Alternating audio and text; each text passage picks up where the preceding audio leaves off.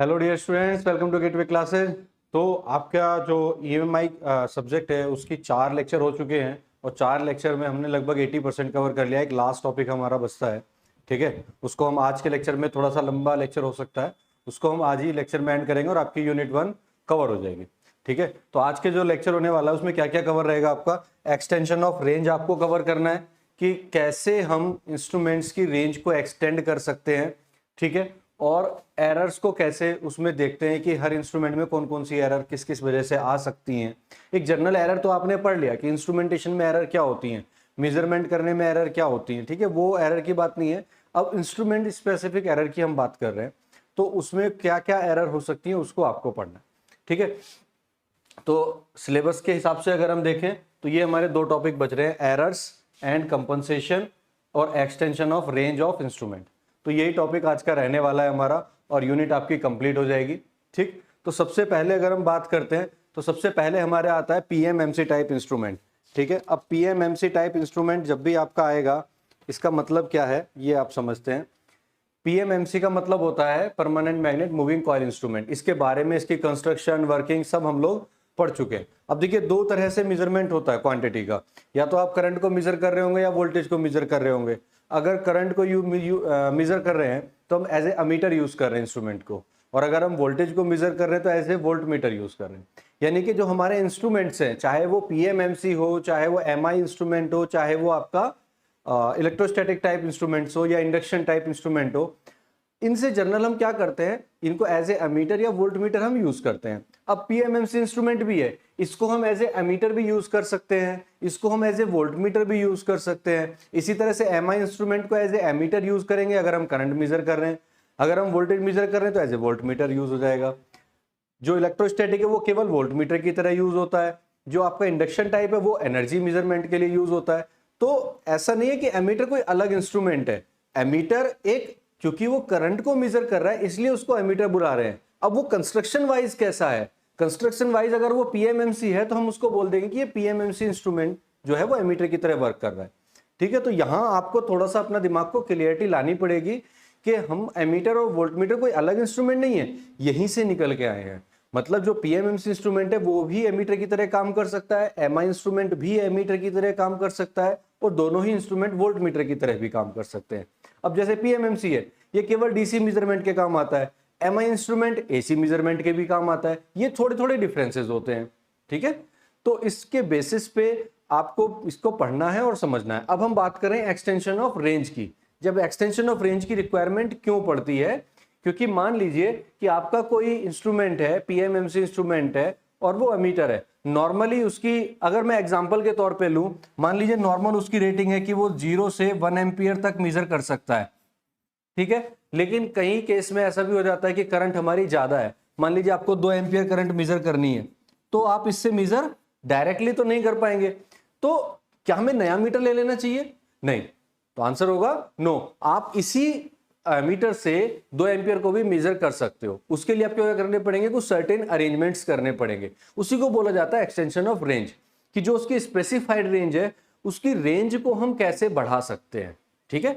उसकी रेंज को कैसे इंक्रीज कर सकते हैं अगर ज्यादा करंट की वैल्यू आपको मिल रही है उसको मेजर करने के लिए, ठीक है। तो उसका एक तरीका होता है क्या, कि जो आपका एमीटर है उसके शंट में जब पैरेलल में हम कोई ब्रांच लगाते हैं, ठीक है, पैरेलल में अगर कोई ब्रांच में कुछ लगाते हैं तो उसको शंट बोला जाता है। उसको क्या बोला जाता है?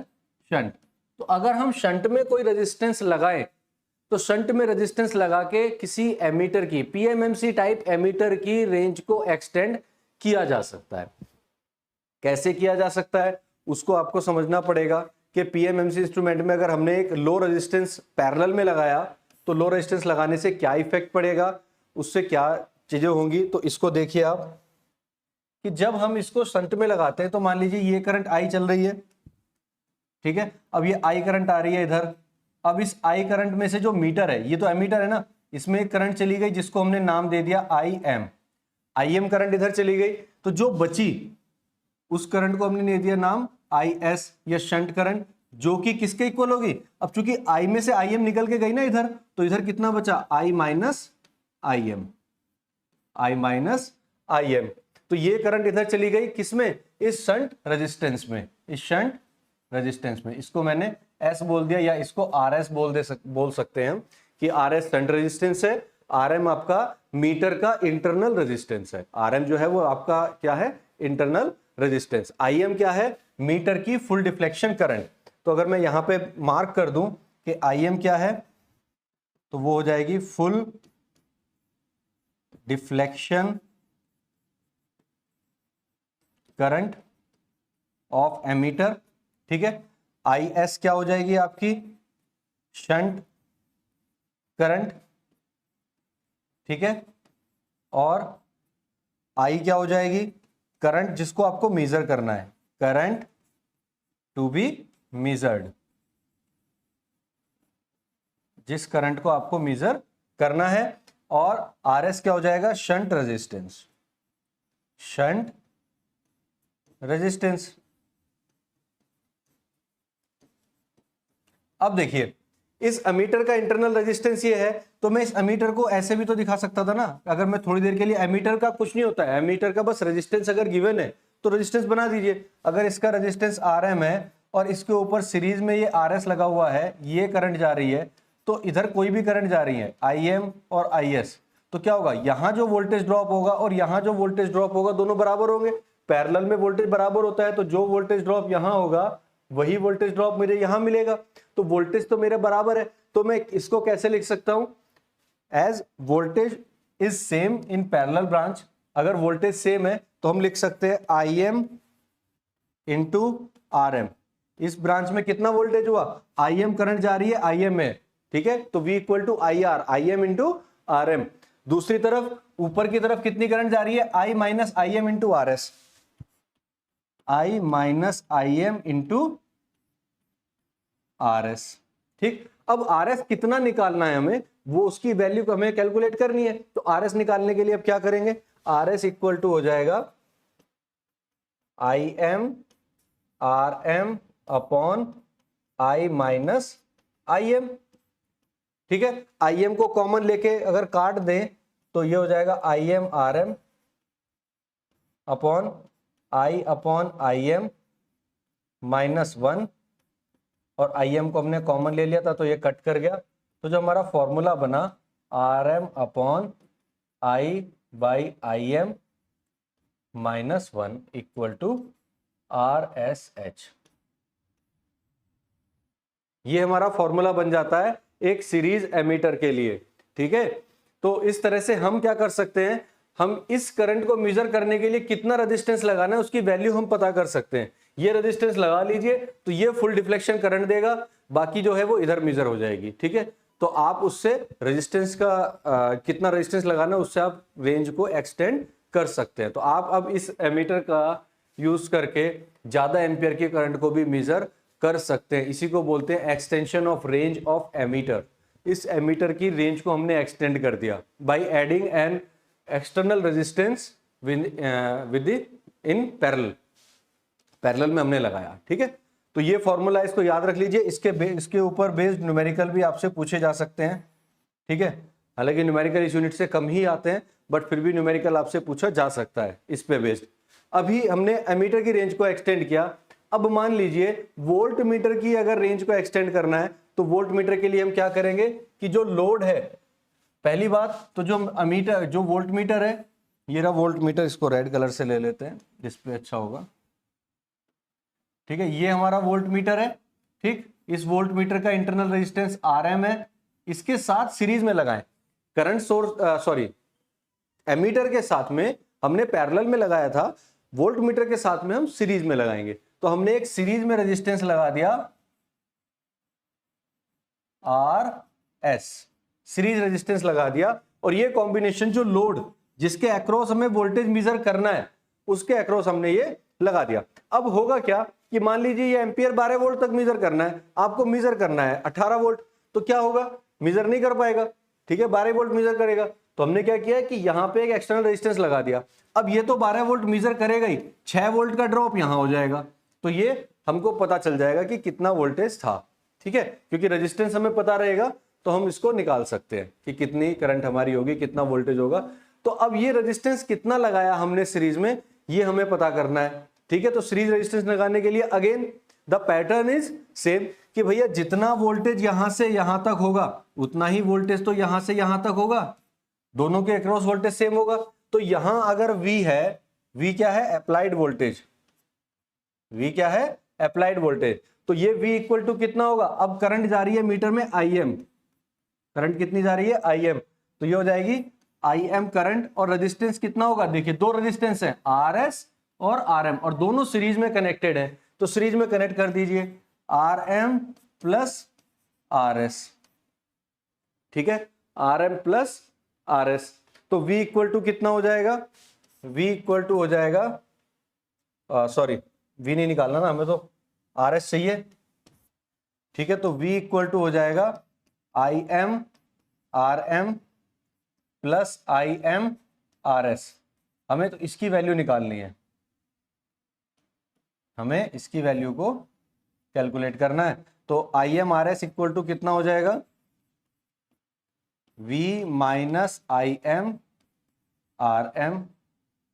तो RS इक्वल टू हो जाएगा V minus IM RM upon IM, ठीक है। या इसको हम लिख सकते हैं RS equal to V upon IM minus IM से IM कैंसिल हो जाएगा, बचेगा RM।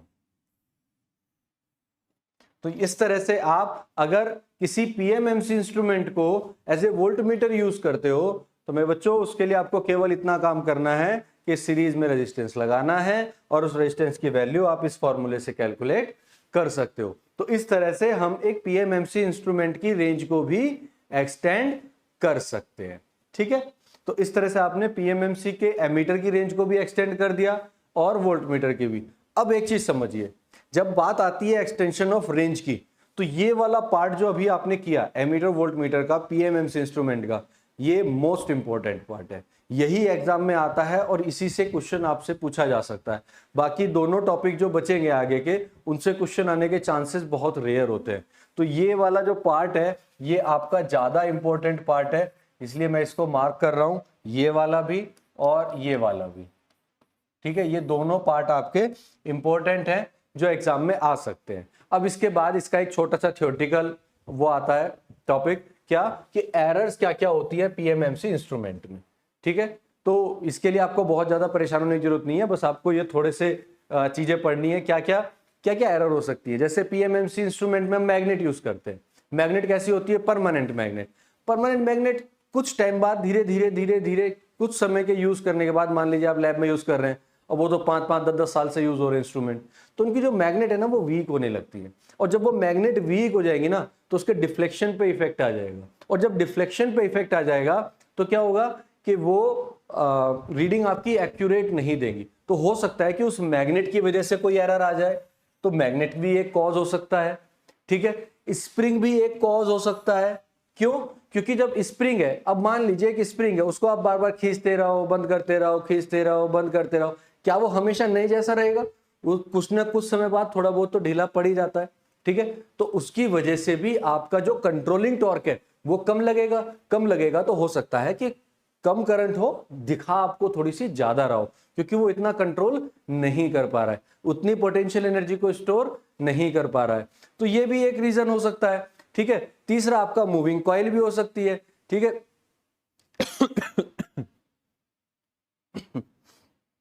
ठीक है। अब बात आती है तीसरी, मूविंग कॉइल। अब भाई मूविंग कॉइल में बेसिकली क्या है कि आपका रेजिस्टेंस ही तो है, जो कॉइल का रेजिस्टेंस है वो रेजिस्टेंस भी किसी ना किसी वजह से, टेम्परेचर की वजह से और कोई फैक्टर्स भी हो सकते हैं जिसकी वजह से वो वेरी करता रहे, और अगर वो वेरी कर जाएगा तो आपकी मूविंग कॉइल भी आपका प्रॉपर रिजल्ट नहीं दे पाएगी। तो आपको क्या करना है, इस चीज से बचने के लिए आपको एक ऐसा रेजिस्टेंस चूज करना है जिसका टेम्परेचर कोफिशिएंट लो हो, जो टेम्परेचर की वजह से इफेक्ट ना करे।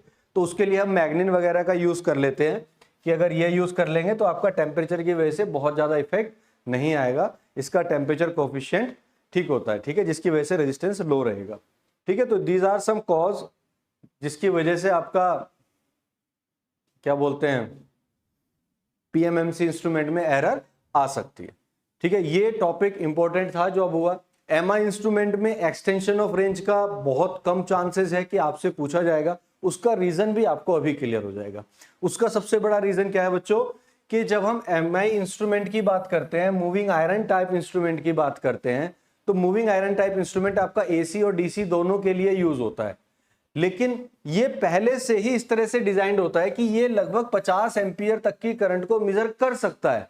और जब एक इंस्ट्रूमेंट पहले से 50 एम्पियर करंट को मेजर कर रहा है तो हमें उसकी रेंज को एक्सटेंड करने की रिक्वायरमेंट नहीं है। कई जगह आपको यह भी पढ़ने को मिलेगा कि हम एमआई इंस्ट्रूमेंट में एमीटर में शंट का यूज करते ही नहीं है, शंट का यूज नहीं करना है, जो कि प्रैक्टिकली ठीक है।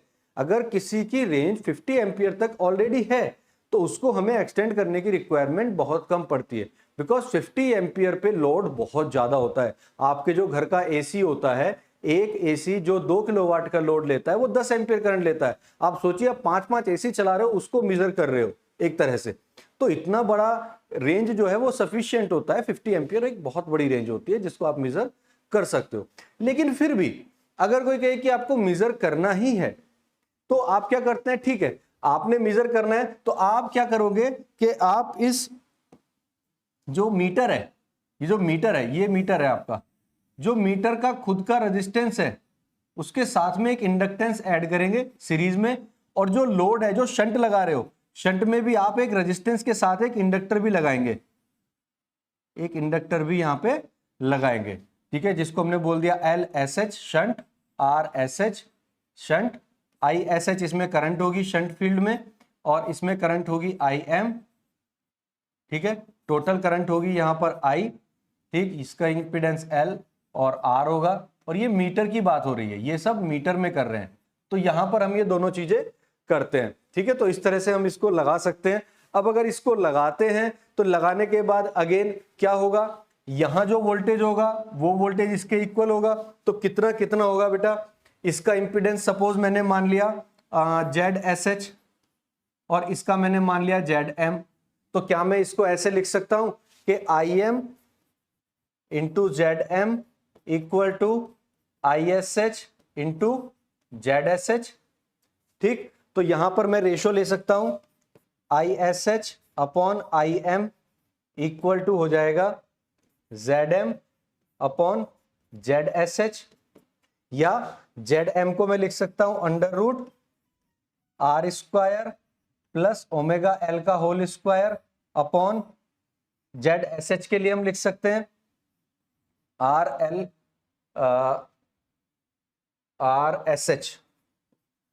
RSH का स्क्वायर प्लस ओमेगा LSH का होल स्क्वायर, ठीक है। इस तरह से इसको हम लिख सकते हैं। अब इसमें से चाहें तो हम एक काम कर सकते हैं, R को कॉमन ले सकते हैं, ठीक है, R को अगर कॉमन लेके बाहर निकाल देते हैं तो आ जाएगा R upon RSH under root और 1 plus omega L by R का whole square upon 1 plus omega LSH upon RSH का होल स्क्वायर, ठीक। अब यहां पे आप ये देखिए कि जो रेशो है, करंट का जो रेशो है वो हमारा इस ओमेगा LSH इस ओमेगा पे डिपेंड कर रहा है, यानी कि ओमेगा की जो वैल्यू होगी उसी के हिसाब से हमारी करंट की वैल्यू होगी। तो बेसिकली ये फ्रीक्वेंसी पे डिपेंड करता है, और जब ये फ्रीक्वेंसी पे डिपेंड कर रहा है तो हमें ये ध्यान रखना पड़ता है कि इस रेशो को कांस्टेंट रखने के लिए, जो ये रेशो आ रहा है करंट का, इस रेशो को कांस्टेंट रखने के लिए हमें ओमेगा L बाई आर, यानी कि जो L बाई आर है और L by LSH by RSH है, इसके रेशो को कांस्टेंट रखना पड़ेगा। तो मैं यहां पे लिख भी देता हूं, to maintain ISH by IM, ये रेशो को अगर कांस्टेंट रखना है तो हमारा जो L बाई आर का रेशो है, this ratio must be maintain. इसको हमें मेंटेन करना पड़ेगा इस तरह से कि ये जो हमारा रेशो है ISH और IM का, ये कांस्टेंट रहे, इसको कांस्टेंट हमें रखना है। तो इस तरह से रेंज को तो हम बढ़ा सकते हैं, लेकिन हाँ ये बात भी सही है कि ये मेथड आपका यूज नहीं किया जाता है, क्योंकि इसकी रेंज ऑलरेडी 50 एम्पियर तक होती है, तो इसको आप ध्यान रखें। हाँ, जब लिखने के लिए आएगा तो आप इसको लिख सकते हैं।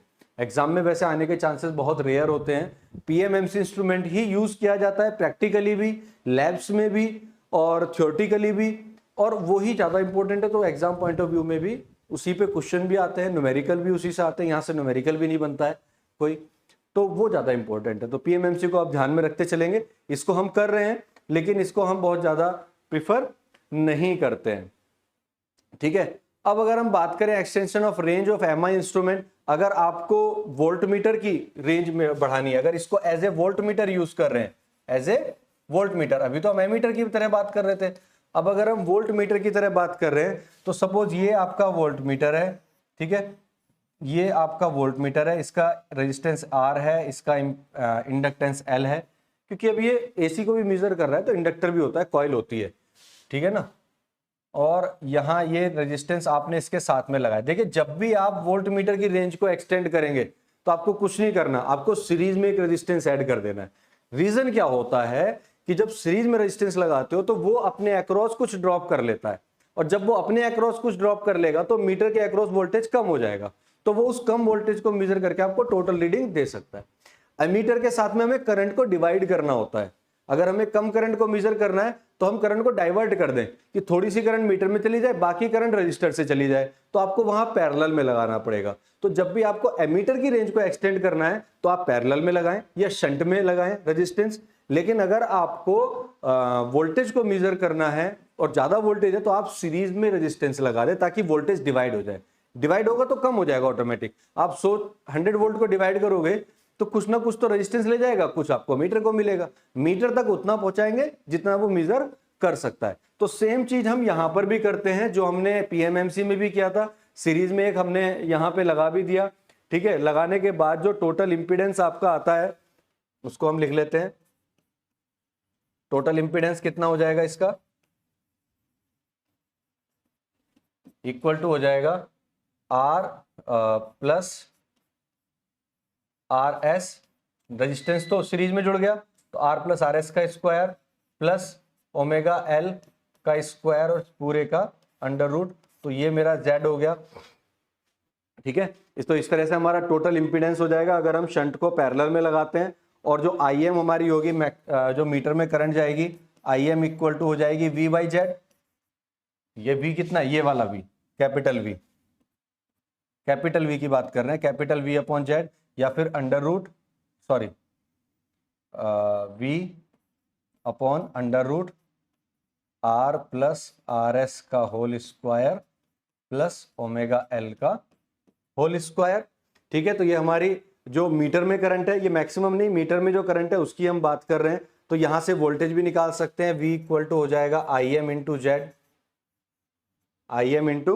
Z। और जो अब बात करते हैं हम किसकी, कि वोल्टेज मल्टीप्लायर क्या होगा। ये स्मॉल v जो है ये हमारा निकलेगा वोल्टेज मल्टीप्लायर या मैग्नीफायर, जिसको हम कह सकते हैं वोल्टेज मल्टीप्लायर,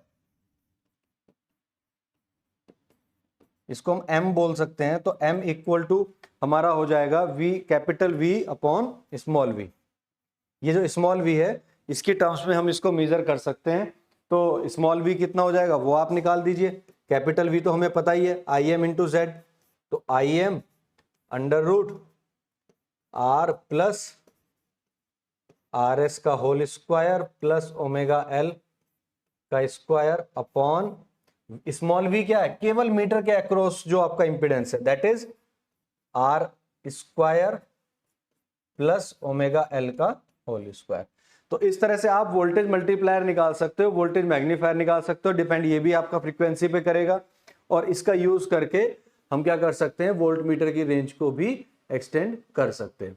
ये जो इंस्ट्रूमेंट होता है, ये इंस्ट्रूमेंट आपका AC और DC पे वर्क करता है। AC मेजरमेंट भी करता है, DC मेजरमेंट भी करता है, ठीक। और इसी वजह से जो इसमें एरर होती है वो फ्रीक्वेंसी की वजह से भी एरर बढ़ जाती है। कुछ एरर हमारी फ्रीक्वेंसी की वजह से आ जाती है। तो क्या क्या एरर होती हैं उसको एक बार देख लेते हैं। एरर्स क्या क्या हो सकती हैं, हिस्टैरिसीस एरर हो सकती है due to different flux density. जहां पे हायर फ्लक्स डेंसिटी होगी वहां ज्यादा डिफ्लेक्शन होगा, जहां पे कम डेंसिटी होगी वहां पे कम डिफ्लेक्शन होगा। तो ड्यू टू दी हिस्टैरिसिस, जो हिस्टैरिसिस क्या होता है, मैग्नेटिक प्रॉपर्टीज होती हैं कि कितनी जल्दी कौन सा कर्व मैग्नेटाइज हो रहा है, कितनी जल्दी कौन सा मटेरियल डीमैग्नेटाइज हो रहा है। क्योंकि इसमें आयरन यूज होता है, मूविंग आयरन यूज होता है, कॉइल नहीं होती है। वो आयरन आपका किस चीज का बना है उस पर भी डिपेंड करता है। तो आप आयरन जो मूव कर रहा है उसको छोटा ले, वो ऐसे मटेरियल कर लें जो बहुत जल्दी मैग्नेटाइज हो जाए और उतनी ही जल्दी डीमैग्नेटाइज भी हो जाए, ताकि ये जो एरर है इसको हम रिड्यूस कर सके। तो बेसिकली ये आपका मैग्नेटिक फील्ड डेंसिटी पे काम करता है। दूसरा, टेम्परेचर की वजह से तो एरर हर जगह हो सकती है, तो उसका इलाज हमने पहले पीएमएमसी में भी बता दिया था कि मैग्नीन यूज करिए मटेरियल, ताकि टेम्परेचर कोफिशिएंट जिसका कम हो और आपका जो रेजिस्टेंस वो वेरिएबल कम रहे, रेजिस्टेंस में कम वेरिएशन आए। स्ट्रे मैग्नेटिक फील्ड, अब चूंकि मैग्नेटिक आयरन है तो जो नॉर्मल मैग्नेटिक फील्ड है उसके अलावा भी मैग्नेटिक फील्ड बन सकता है। ऐसा नहीं है कि बनेगा ही बनेगा, बन सकता है। स्ट्रे मैग्नेटिक फील्ड का मतलब होता है जो वर्किंग मैग्नेटिक फील्ड है जिसका हम यूज कर रहे हैं, उसके अलावा तो कोई मैग्नेटिक फील्ड नहीं बन रहा कहीं पे।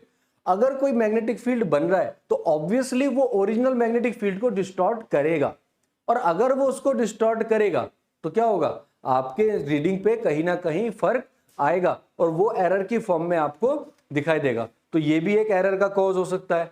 इसके अलावा फ्रीक्वेंसी, अभी मैंने आपको बताया कि फ्रीक्वेंसी चूंकि ये एसी पे काम कर रहा है तो फ्रीक्वेंसी पे की वजह से भी इसमें एरर आएंगी।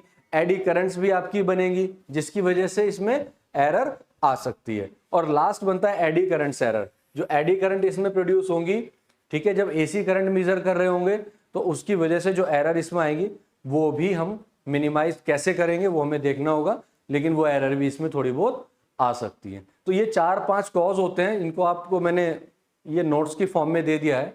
अगर एग्जाम में, हालांकि क्वेश्चन आने के चांसेस बहुत कम होते हैं, लेकिन फिर भी अगर आते हैं तो आप लिख सकते हो कि these are the cause of error. ये जो दो लास्ट वाले हमने लिखे हैं ये एसी मेजरमेंट करते हुए आते हैं। एसी अगर आप मेजरमेंट कर रहे हो तब ये दो चीजें आपकी आती हैं, ये दो रीजन तब आते हैं, और ये वाले तीनों रीजन आपके किसी भी तरह से आ सकते हैं। ठीक है, चलिए आगे बढ़ते हैं। Extension of range for electrostatic instrument. अब इलेक्ट्रोस्टैटिक इंस्ट्रूमेंट है आपका और उसकी रेंज को आपको एक्सटेंड करना है, तो यहां पर दो मेथड आप लगा सकते हैं। दो मेथड हम कैसे लगा सकते हैं कि हमें यूज तो करना है पोटेंशियल डिवाइडर, क्योंकि देखिए ये एमीटर की तरह यूज नहीं हो सकता है। इलेक्ट्रोस्टैटिक जो होता है ये आपका कैपेसिटेंस पे वर्क करता है, और कैपेसिटेंस जो है वो कैपेसिटेंस का प्रिंसिपल केवल वोल्टेज के लिए एप्लीकेबल होता है, तो ये एज ए वोल्टमीटर ही यूज किया जाता है। तो यहाँ पर जो हम रेंज को बढ़ाएंगे वो एज ए वोल्टमीटर मान के उसको बढ़ाएंगे। अब दो तरीके होते हैं हमारे पास इसकी रेंज को बढ़ाने के लिए। पहला तरीका हमारे पास है कि जो पोटेंशियल हम यूज कर रहे हैं, अब वोल्टेज डिवाइड करना है तो सीधी सी बात है, अभी मैंने बताया था क्या करना है, सीरीज में कुछ लगाना पड़ेगा। तो अगर आप सीरीज में रेजिस्टेंस लगा देते हो तो वो कहलाएगा रेजिस्टेंस पोटेंशियल डिवाइडर, और अगर कैपेसिटेंस लगाते हो सीरीज में तो वो कहलाएगा कैपेसिटेंस पोटेंशियल डिवाइडर। अगर आप रेजिस्टेंस लगाते हो तो उसकी रेंज होती है अप टू 40 kV और इसकी रेंज होती है अप टू 1000 किलो वोल्ट तक आप इससे मेजर कर सकते हो। तो दोनों को ही हम यूज कर सकते हैं, और इसका ज्यादा यूज किया जाता है क्योंकि कैपेसिटेंस का इफेक्ट एसी पे ज्यादा, एसी पे काम करता है, तो इसको हम एसी पे ही यूज करते हैं। ठीक है, एसी मेजरमेंट के लिए। अब पहली बात करेंगे कि भाई अगर हम इसको वोल्टेज डिवाइडर की तरह यूज कर रहे हैं, तो वोल्टेज डिवाइडर की तरह रेजिस्टेंस का यूज कर रहे हैं वोल्टेज को डिवाइड करने के लिए। तो देख रहे हो यहाँ पे हम टैपिंग करते हैं, यहाँ पर हम टैपिंग करते हैं, और इस टैपिंग को हम ऊपर और नीचे मूव करा सकते हैं। तो जैसे जैसे हम इसको ऊपर नीचे मूव कराते हैं रेजिस्टेंस वेरी करता है। तो यहाँ पर अगर मान लीजिए मैंने इसको लगा दिया इन केस, तो रेजिस्टेंस बहुत कम कनेक्टेड है, तो क्या होगा, यहाँ पर बहुत कम ड्रॉप होगा, ज्यादा वोल्टेज मीटर पे जाएगा। ठीक है, और जैसे जैसे इसको स्लाइड करके ऊपर लेते जाओगे रेजिस्टेंस बढ़ता चला जाएगा, मीटर पे आपका वोल्टेज कम आता चला जाएगा। तो इस तरह से आप क्या करते हो कि वोल्टेज को डिवाइड करके कैपेसिटेंस के अक्रॉस जो वोल्टेज हमारा आ रहा है उसको मेजर कर सकते हैं और उसको डिवाइड कर सकते हैं। ठीक है, तो ये हमारा मेथड कहलाता है रेजिस्टेंस पोटेंशियल डिवाइडर, जिसमें रेजिस्टेंस का यूज करते हैं पोटेंशियल को डिवाइड करने के लिए। और जो यहाँ पे मल्टीप्लायर होता है M will be equal to capital R upon small r। ये फॉर्मूला आप इसमें ध्यान रखेंगे कि capital R upon small r का यूज करेंगे किसके लिए, मल्टीप्लायर के लिए।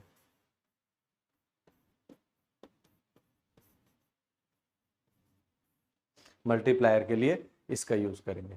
दूसरा जो आपका आएगा कैपेसिटेंस पोटेंशियल डिवाइडर। तो कैपेसिटेंस पोटेंशियल डिवाइडर के लिए आपने क्या किया, जस्ट एक कैपेसिटेंस को सीरीज में लगा दिया इसके साथ में। अब ये इसका कैपेसिटेंस मान लीजिए C है, इसका कैपेसिटेंस CV है, तो ये एक कोई फिक्स वोल्टेज V के मेजर करेगा, टोटल वोल्टेज जो है वो इसके अक्रॉस भी डिवाइड हो जाएगा, तो आप इसको यूज कर सकते हैं। तो टोटल इंपीडेंस जो होगा हमारा, total impedance Z will be equal to होगा, दोनों को सीरीज में अगर लगाएंगे तो सीरीज में क्या हो जाता है, C प्लस CV नहीं होता है, तो ये हो जाएगा C into CV upon C plus CV।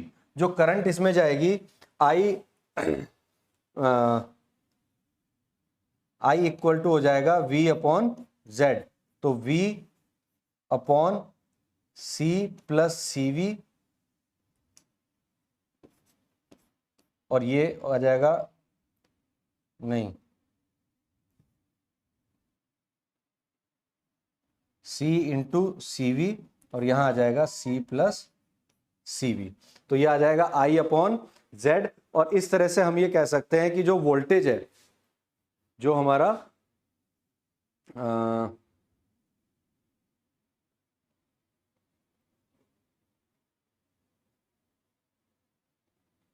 Voltage आ जाएगा हमारा, कौन सा वोल्टेज, V इक्वल टू, और ये आ जाएगा V equal to IZ, V equal to IZ, ठीक है। और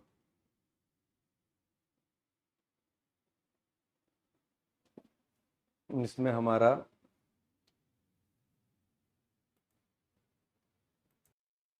हाँ जी एक सेकेंड, तो ये एक सेकेंड,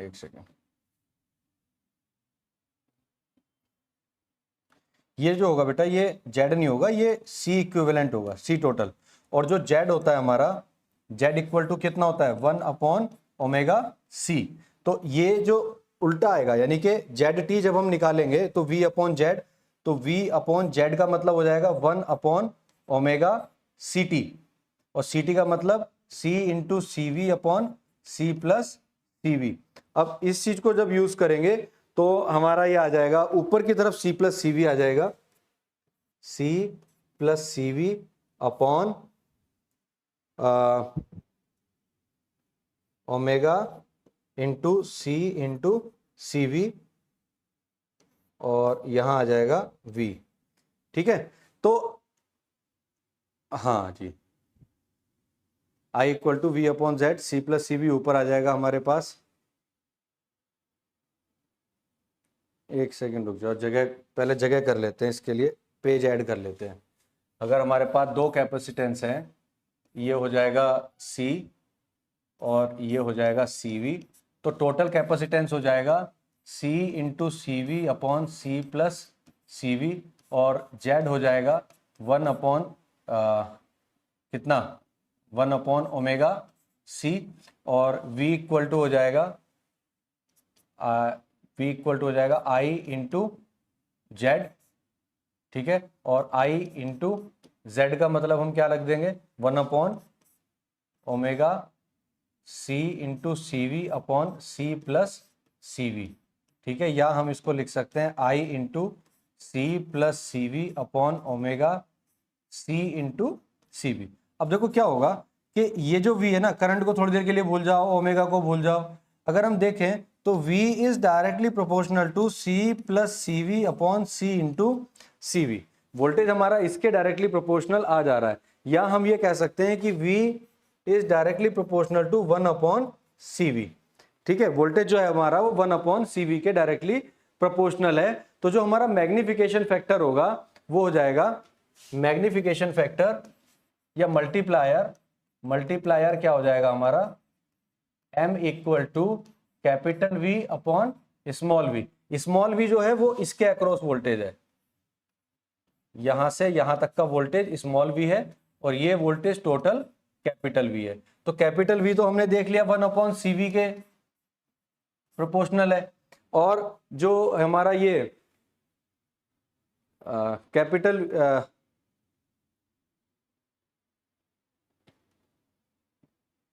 एक सेकेंड, कैपिटल V हमारा आ जाएगा C plus CV1 upon CV, और ये आ जाएगा C plus CV upon small v आ जाएगा CV के डायरेक्टली प्रोपोर्शनल, और M इक्वल टू आ जाएगा C अपॉन CV प्लस 1। तो M इक्वल टू ये जो मल्टीप्लायर आएगा ये आपका आ जाएगा C अपॉन CV प्लस 1। ठीक है, तो इस तरह से ये आ जाएगा। ठीक है, तो इस तरह से ये हमारा मल्टीप्लायर निकल के आ जाता है। अगर कोई डाउट रहता है तो एक बार फिर से इसको देख लो, करंट की फॉर्म में भी इसको सॉल्व कर सकते हैं कि अगर ये हमारा वोल्टेज V है तो हमारा जो टोटल इंपीडेंस है यानी कि इन दोनों को मिला के उसको मान लीजिए आपने मान लिया ZT। ठीक है, तो ZT कितना आ जाएगा 1 अपॉन ओमेगा CT, और CT की वैल्यू हमने क्या रखी थी, देखो ये रहा ना ओमेगा CT, तो इसकी वैल्यू हमने रख दी 1 अपॉन ओमेगा CT, तो ये आ जाएगा C plus CV upon omega C into CV। ठीक है, और जो Z है मीटर का वो Z कितना आ जाएगा हमारा 1 अपॉन ओमेगा CV। ठीक है, अगर इन दोनों को डिवाइड कर देंगे हम तो ZT अपॉन ZV कितना हो जाएगा, तो ये आ जाएगा C plus CV upon omega C into CV, और इससे डिवाइड कर दोगे तो आ जाएगा ओमेगा CV अपॉन 1। CV से CV कैंसिल, ओमेगा से ओमेगा कैंसिल, तो आ गया ना, देखिए वही C plus CV upon C, ये C आएगा V नहीं आएगा, तो ये आ जाएगा, एक सेकेंड,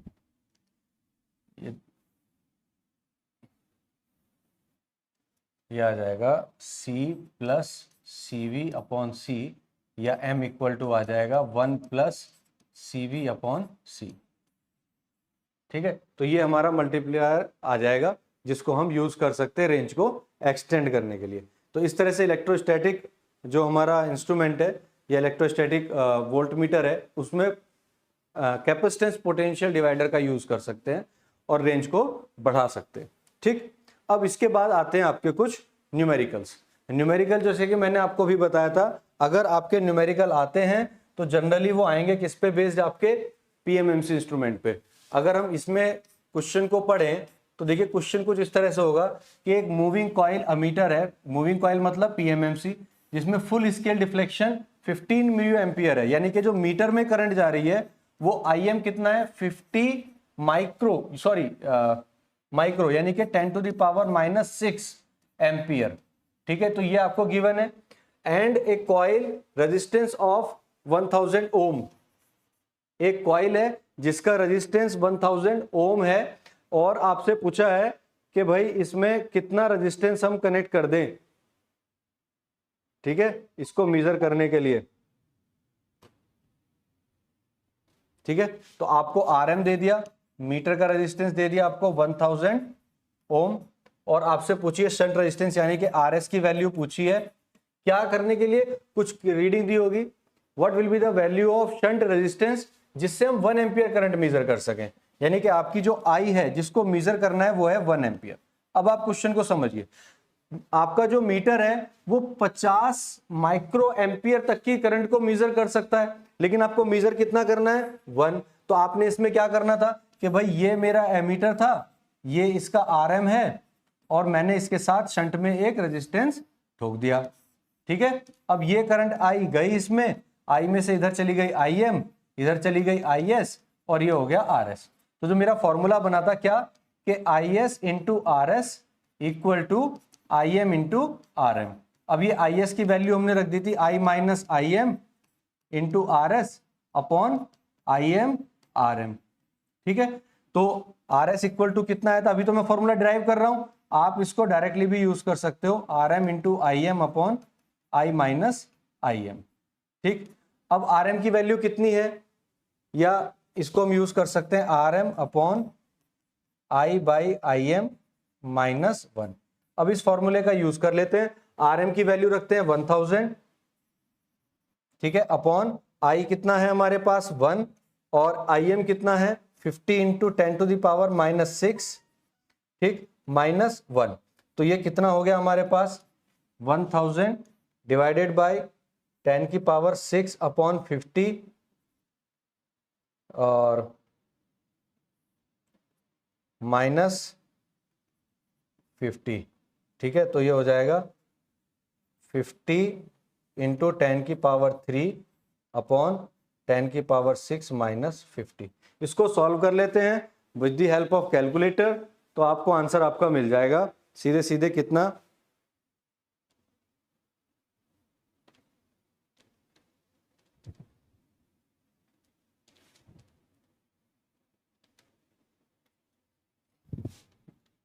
तो इसकी जो आंसर आ रहा है वो मैं आपको डायरेक्ट आंसर बता दे रहा हूं, वो आ जा रहा है 0.05 ओम। इतना रेजिस्टेंस आपको इसमें कनेक्ट करना पड़ेगा। एक बार कैलकुलेशन रीचेक जरूर कर लिया करें, हो सकता है कैलकुलेशन में कोई मिस्टेक हो जाए। 1000 1/50 इंटू 10⁻⁶, तो 10⁻⁶ अपॉन 50, ठीक है। एलसीएम अगर हमने 50 ले लिया तो 50 माइनस कर देंगे, ठीक है। तो यही आपका आंसर आएगा, ठीक है। तो इस तरह से आप इसको कैलकुलेट कर सकते हैं, राइट। नेक्स्ट क्वेश्चन देखते हैं। नेक्स्ट क्वेश्चन क्या है कि एक फुल स्केल डिफ्लेक्शन हो रहा है, ठीक, और इसमें आपको मीटर की जो करंट है वो 1 मिली एम्पियर है, यानी कि यहां पर आपकी जो IM है वो 1 मिली एम्पियर है, और इंटरनल रेजिस्टेंस आपका यानी कि RM इक्वल टू 100 ओम्स है, 100 ohm. And if this meter has full scale deflection when 100 volt is measured, okay, तो इसमें करंट भी दिया हुआ है फुल स्केल पे, वोल्टेज भी दिया हुआ है, यानी कि V भी आपको दिया हुआ है 100 वोल्ट, V आपको 100 वोल्ट आपको मेजर करना है। अब इसको एज ए वोल्ट मीटर आपको यूज करना है, अब इसको आपको as a volt meter use करना है, एज ए अमीटर यूज नहीं करना है, ठीक। तो अगर आप as a volt meter use करेंगे तो उसका फॉर्मूला क्या है, उसके लिए कितना रेजिस्टेंस आप लगाओगे। फॉर्मूला कुछ इस तरह था कि भाई अगर ये लोड है, ठीक, और यहां आपको रेजिस्टेंस लगाना है, ये आपका as a volt meter use होगा, ठीक है। तो आपको बताना है कि इसकी वैल्यू क्या है, ठीक है। तो वो आपने फॉर्मूला डिराइव करके लाए थे कि V इक्वल टू कितना होता है, सॉरी, V इक्वल टू हो जाएगा IM into RS plus RM, ठीक है। तो RS की वैल्यू जो निकल के आई थी वो आई थी V अपॉन IM, और माइनस इसकी वैल्यू आ जाती है हमारे पास V अपॉन माइनस RM, ठीक है। तो यहां से सॉल्व कर लेते हैं। V की वैल्यू कितनी 100, IM कितना है 1 इंटू 10⁻⁻³ माइनस RM कितना है हमारे पास 100, तो ये आ गया 100 इंटू 10⁻³ यानी कि 100 इंटू 10⁻³ माइनस 100, तो ये आ जाएगा कितना 10⁻³ 100 माइनस 100 नहीं जी वो नहीं, एक सेकेंड, 10⁵ माइनस 100,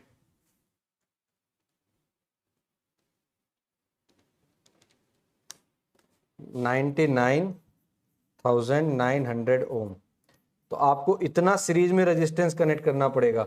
तो एक चीज आपने गौर की दोनों क्वेश्चंस में, क्या कि जब हम सीरीज में लगा रहे थे तो रेजिस्टेंस बहुत छोटा आया था, लेकिन जब हम जब शंट में लगा रहे थे एमीटर के केस में तो रेजिस्टेंस बहुत छोटा आया, लेकिन जब वही काम हम सीरीज में कर रहे हैं तो रेजिस्टेंस बहुत हैवी हमने लगाया। तो यहाँ हाई रेजिस्टेंस लगाना पड़ता है ताकि वोल्टेज ड्रॉप ज्यादा है। यही चीज आपको थ्योरी में बताई थी कि एमीटर के शंट में जो रेजिस्टेंस लगता है वो स्मॉल वैल्यू का होता है, लेकिन यहाँ जो सीरीज में लगता है वो ज्यादा वैल्यू का होता है, ठीक है।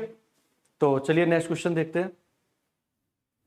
हाँ जी, ये क्वेश्चन देखिए आया हुआ भी है एक बार, कि एक मूविंग कॉइल एमीटर है जो फुल स्केल डिफ्लेक्शन आपका दे रहा है, ठीक है।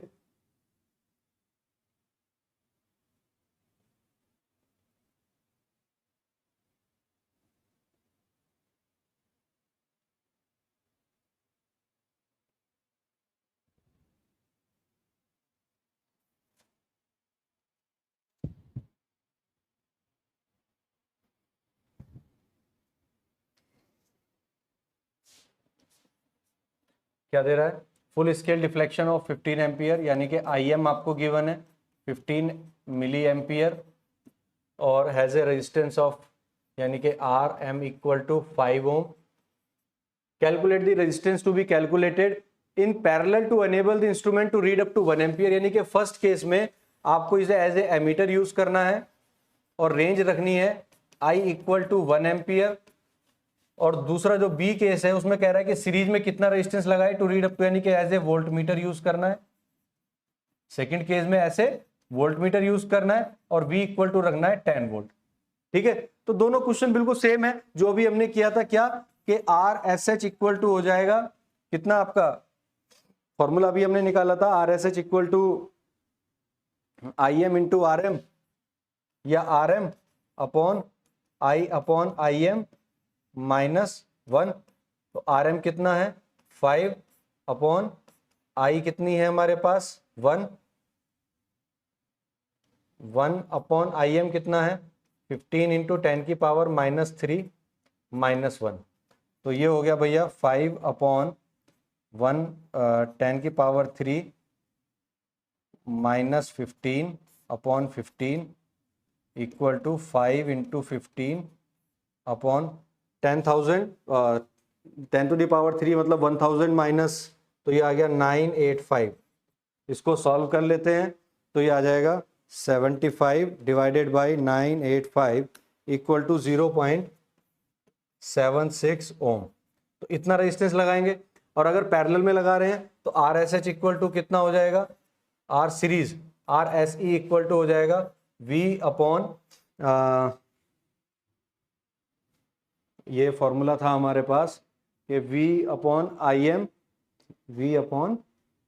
M minus R M. जो फॉर्मूला है बस फॉर्मूले में रखना है। V की वैल्यू 10, आई एम की वैल्यू रखनी है कितना 15 into 10 to the power -3 minus R M कितना है 5। तो कितना हो जाएगा 10 into 10 to the power 3 upon 15 -5। तो ये हो जाएगी भैया डिवाइडेड बाई 15 -5, तो ये आ जाएगा 661.6 ओम। ठीक है जी, तो इस तरह से इसको कर सकते हैं सॉल्व। ठीक है, तो इसी तरह के क्वेश्चन आपके एग्जाम में आएंगे, सिंपल फॉर्मूला बेस्ड क्वेश्चन आएंगे। ठीक है, जिसको आपको करना है।